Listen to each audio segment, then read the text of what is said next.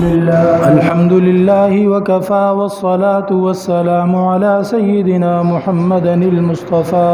وعلى آله وأصحابه أجمعين أما بعد فأعوذ بالله من الشيطان الرجيم بسم الله الرحمن الرحيم يريد الله بكم اليسر ولا يريد بكم العسر صدق الله مولانا العظيم۔ رمضان مبارک قریب الختم ہے، شاید 4 یا 5 دن رہ گئے ہیں اور یہ آخری جمعہ ہے رمضان مبارک کا۔ تو اب جو باقی وقت ہے ہمارے پاس، اس کے حوالے سے تھوڑا مذاکرہ کر لیتے ہیں۔ سب سے پہلے تو یہ بات کہ قرآن کریم میں اللہ جل شانہ نے اپنے نیک بندوں کی ایک عادت بیان فرمائی ہے، کانوا قلیلا من اللیل ما یہجعون وبالاسحار ہم یستغفرون، کہ وہ بندے رات کو اللہ جل شانہ کی عبادت میں مصروف رہنے کی وجہ سے نیند اور آرام کم کرتے ہیں، تھوڑا آرام کرنا اور لیٹنا اور نیند کرنا یہ کم ہوتا ہے، اور رات میں اللہ جل شانہ کی عبادت زیادہ کرتے ہیں۔ اور پھر جب صبح ہونے لگتی ہے، جب رات کا آخری پہر ہوتا ہے، وبالاسحار، ہماری زبان میں یوں کہہ دو کہ جب سحری کا ٹائم ہوتا ہے، وبالاسحار ہم یستغفرون،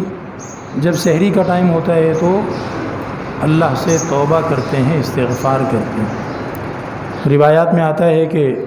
بی بی صاحبہ نے نبی پاک علیہ السلام سے پوچھا کہ یہ ساری رات عبادت کرتے ہیں تو اس کے بعد پھر استغفار کرتے ہیں، کیا مطلب؟ عبادت کے دوران انہوں نے گناہوں سے توبہ کی تو ہوگی، اس کے بعد یہ پھر کون سی توبہ الگ سے صبح کے سحری کے وقت میں الگ سے توبہ کا ذکر کیا ہے؟ تو نبی پاک علیہ السلام نے سمجھایا کہ یہ جو سحری کے وقت توبہ استغفار کرتے ہیں، یہ اسی رات والی عبادت کے بارے میں استغفار کرتے ہیں۔ کیوں؟ کہ اللہ کی شان کے مطابق اللہ کا جیسا حق ہے اس کے مطابق عبادت کوئی کر ہی نہیں سکتا۔ آپ نے دیکھا ہوگا کہ اگر کوئی بندہ کچھ بڑے لوگوں کی دعوت کر دے تو اپنا پورا زور لگاتا ہے، اچھی سے اچھی بیٹھنے کی ترتیب، اچھے سے اچھے کھانوں کا نظام، خدمت کا اچھے سے اچھا نظام بنانے کی پوری کوشش کرتا ہے، پھر بھی شرمندہ ہوتا رہتا ہے کہ مہمان جس رتبے کے، جس عہدے کے، جس شان و شوکت والے مہمان ہیں ویسا انتظام تو میں نہیں کر سکا۔ اور بعض دفعہ وہ مہمانوں سے کہتا بھی ہے بعد میں، جب دعوت ہو جاتی ہے مکمل اور جب مہمان رخصت ہونے لگتے ہیں تو وہ بعض دفعہ کہتا بھی ہے کہ جی جیسی آپ کی شان تھی، جیسی خدمت کرنی چاہیے تھی ویسی میں نہیں کر سکا، معذرت چاہتا ہوں۔ ایک تو رسمی بات ہوتی ہے، ایک سچ مچ کی کیفیت بھی ہوتی ہے۔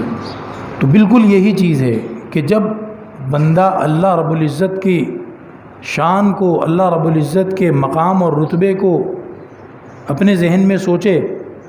اور پھر اس کے بعد اپنی عبادت کو دیکھے تو اسے شرمندگی ہوتی ہے۔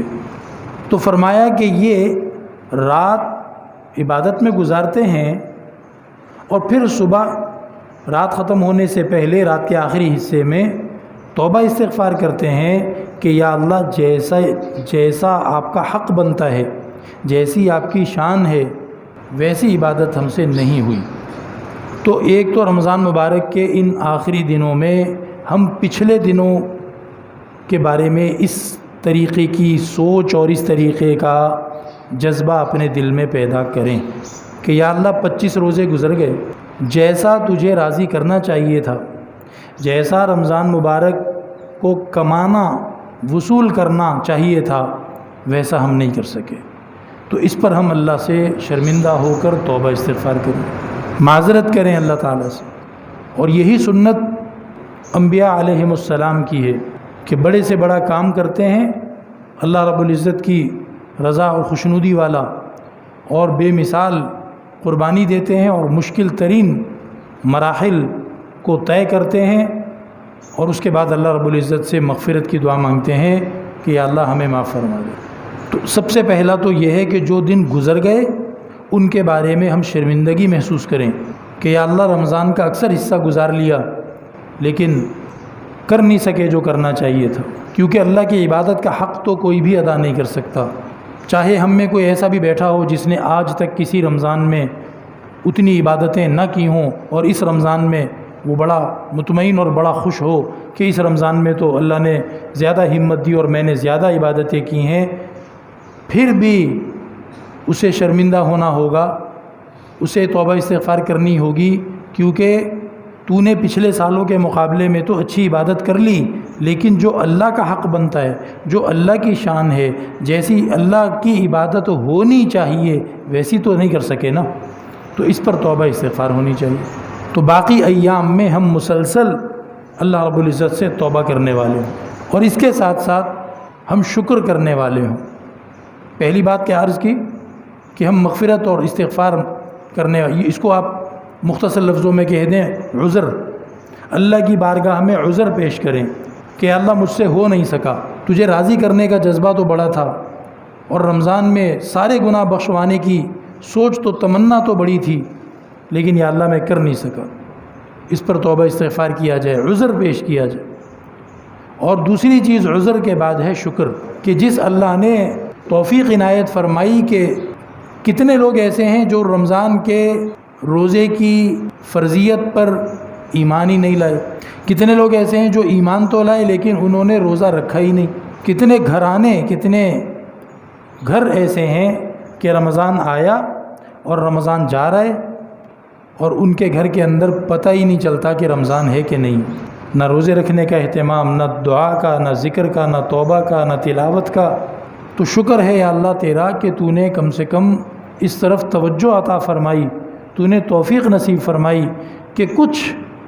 رمضان اور غیر رمضان کا فرق مجھے اپنی زندگی میں دیکھنے کو ملا۔ تو اللہ رب العزت سے توبہ استغفار کریں اور اللہ رب العزت کی بارگاہ میں شکر ادا کریں۔ ان باقی دنوں میں ہم اس جذبے کے ساتھ ذکر، پہلا کلمہ استغفر اللہ، اللہ تعالیٰ سے جنت کی طلب، دوزخ سے حفاظت کی دعا،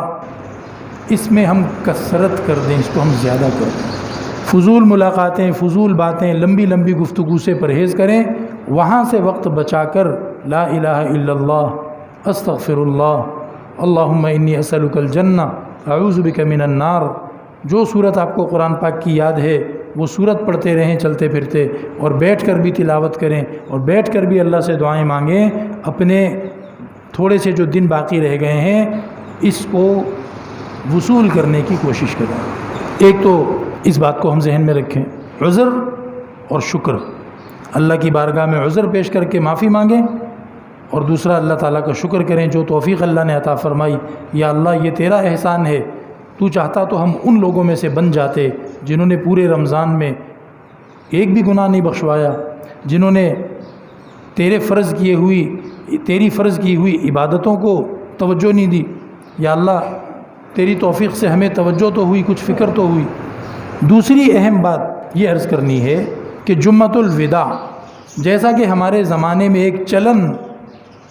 پڑ گیا ہے، ایک رواج پڑ گیا ہے کہ ہر چیز کا فیسٹیول بنا دو، ہر چیز کا ایونٹ بنا دو، تہوار بنا دو، تو رمضان مبارک کے آخری جمعے کا بھی نام رکھ دیا جمعۃ الوداع۔ اور اب جمعۃ الوداع کی اہمیت اجاگر کرنے کے لیے، جمعۃ الوداع کا گویا استقبال کرنے کے لیے غیر ثابت شدہ بے بنیاد قسم کے کچھ کام لوگوں نے اختیار کر لیے۔ بعض لوگوں نے اس کو عید کی طرح سمجھا اور جمعۃ الوداع والے دن نئے کپڑے پہنیں گے جناب، نئی جوتی پہنیں گے، اور جو تفصیل ہمیں نہیں پتہ شاید کیا کیا جو جمعۃ الوداع ہے جی یہ سارے کام آخری جمعے کے دن کریں گے۔ کچھ لوگوں نے بتیاں زیادہ جلا لیں، رنگ برنگی بتیاں قمقمے لگا لیے، چراغاں کر لیا جمعۃ الوداع کے استقبال میں۔ کچھ لوگوں نے غمگین قسم کی شاعری بنانا اور پڑھنا شروع کر دی۔ وہ ایک جگہ سے گزر ہو رہا تھا تو وہ اسپیکر بڑا والا باہر والا چل رہا تھا اور وہ بندہ رو رو کے کہہ رہا ہے الوداع اے ماہ رمضان الوداع۔ اس کا کیا مقصد ہے؟ یہی رونا دھونا اللہ کی بارگاہ میں اپنے گناہ بخشوانے کے لیے کرو بھائی، یہ تو دکھاوا ہے، اور دکھاوے کے سوا کیا ہے؟ آپ رمضان گزرنے پر رو رو کے گا رہے ہیں، تو یہ رونا گانا یہ تو شریعت میں کوئی اس کی اصل نہیں ہے، ثابت نہیں ہے۔ ہاں آپ روئیں، آپ اللہ کے سامنے اپنے گناہ بخشوانے کے لیے روئیں، آپ اللہ سے اس کی خاص رحمت مانگنے کے لیے روئیں، آپ اللہ جل شانہ سے اپنی قبر کی نور اور اپنی قبر کی کشادگی کے لیے روئیں، آپ اللہ جل شانہ سے اپنے والدین کی مغفرت اور درجات بلندی کے لیے روئیں۔ تو وہ رونا تو مطلوب ہے اور وہ ثابت بھی ہے۔ تو جمعۃ الوداع کوئی تہوار نہیں ہے۔ کچھ لوگوں نے اس کو خوشی کے ساتھ منایا، کچھ لوگوں نے اس کو غم کے ساتھ منایا، کچھ لوگوں نے ایک طریقہ اختیار کیا، کچھ لوگوں نے دوسرا طریقہ اختیار کیا۔ حاصل محصول سب کا وہی ہے کہ چیزوں کو میلہ ٹھیلا بناؤ، چیزوں کو تہوار بناؤ، چیزوں کو فیسٹیول کی طرح جو ہے وہ مناؤ۔ تو جو چیز شریعت میں ثابت نہیں ہے، نہ اس پر خوشی منانا وہ دین کہلائے گا، نہ اس پر غم طاری کرنا دین کہلائے گا، یہ دین نہیں ہے۔ تو یہ بھی ایک جمعے کا دن ہے، جیسے اور جمعے کے دن ہوتے ہیں، اور جمعے کے دن قبولیت کا دن ہوتا ہے۔ نبی پاک علیہ السلام نے فرمایا کہ اس میں ایک لمحہ ہر جمعے کے دن میں اللہ نے ایسا رکھا ہے کہ اس لمحے ایمان والے کی مانگی ہوئی دعا جو اس لمحے میں اس نے مانگی ہو وہ ضرور قبول ہوتی ہے۔ تو جس طرح باقی جمعے کے دنوں میں وہ لمحہ ہوتا ہے، اسی طرح رمضان کے آخری جمعے میں بھی وہ لمحہ موجود ہے۔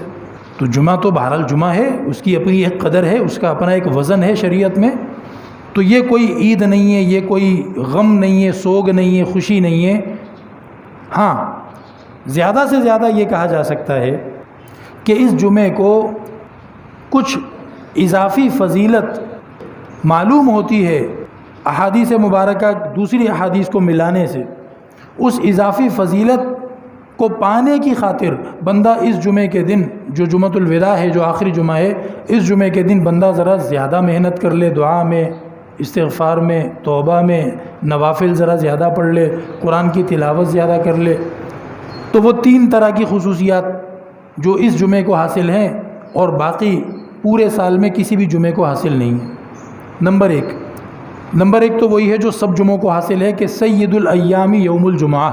نبی پاک علیہ السلام نے اس قسم کا مضمون ارشاد فرمایا ہے کہ جمعے کا دن باقی تمام دنوں سے افضل ہے، جمعے کا دن باقی تمام دنوں کا سردار ہے۔ تو آج ہم جو دن گزار رہے ہیں یہ دن اللہ کے ہاں بڑی اہمیت والا ہے اور یہ دنوں کا سردار ہے۔